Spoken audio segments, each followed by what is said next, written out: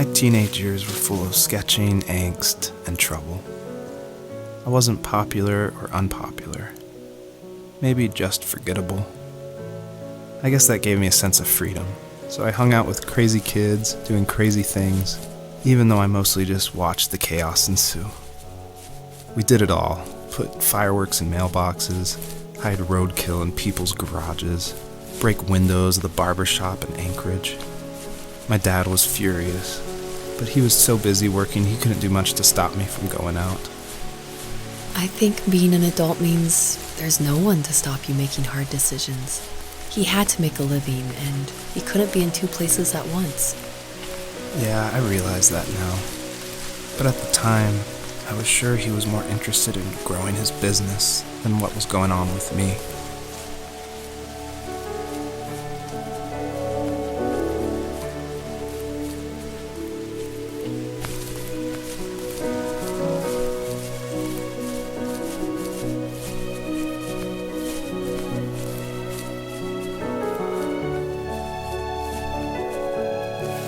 He was working another late night, and my friends were over, saying how bored they were and how they had come all the way out to my house for nothing.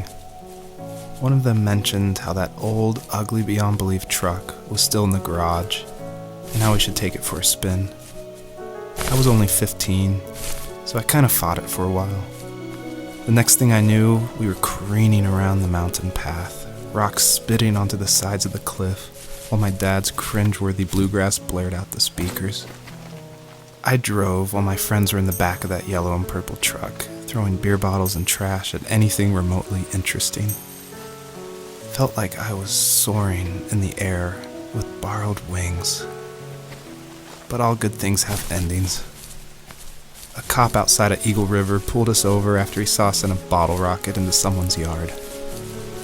What followed was a long night of talking to disappointed adults and feeling smaller than ever.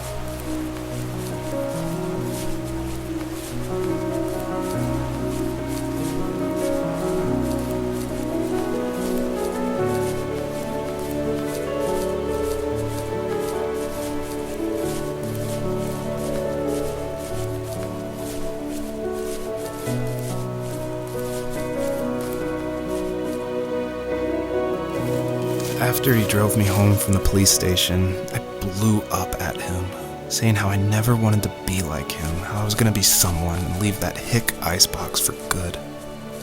He just looked forward at the road with tired eyes. I took out that bluegrass tape from the cassette deck and chucked it out the window. In my sage teenage wisdom, I thought I had proved the ultimate point. But my dad had a different idea. He slammed the brakes, slowly bowed his head while gripping the steering wheel, and finally looked at me. All he said, like it was a polite request, was, "Make this right." I sat there in silence, fuming, but I eventually got out and combed every square inch of the woods, muttering profanity after profanity. I found it 30 minutes later, near a small waterfall off the road. I went back to the truck, put the wet tape back in, and sure enough it worked.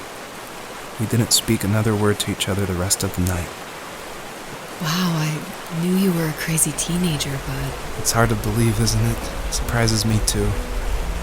It's like I didn't really know who that kid was back then. I bet my dad thought the same thing over and over.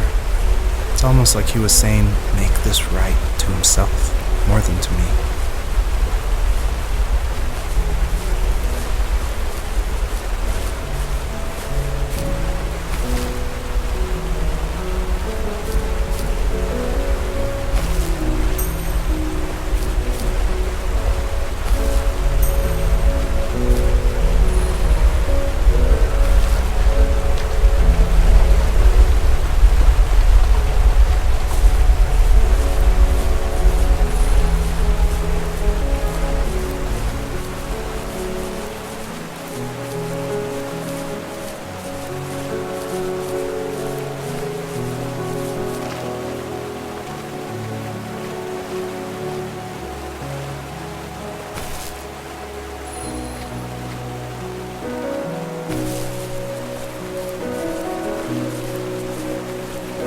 My friends would laugh about that night and talk about how crazy it was, and I laughed along, pretending it didn't bother me.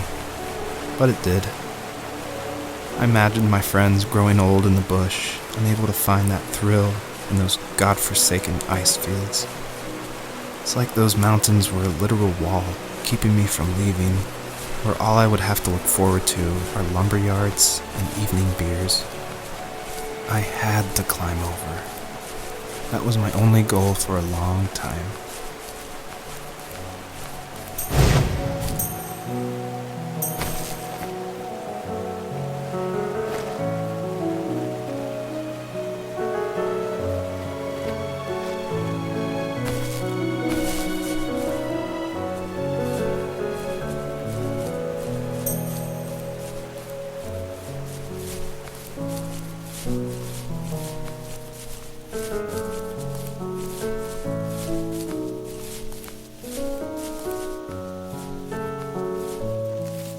If there was some way I could take my love of drawing and turn it into a way of escape, nothing would make me happier.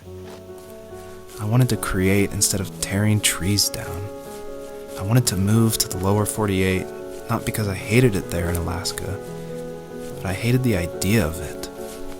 It's like all of that spite inside me had created this monster which followed me around my whole teenage years. I put so much energy into doing what others didn't expect of me. Why did I do that? there's one fact you're forgetting, though. If you didn't have that fire in you, we probably would have never met. You're absolutely right.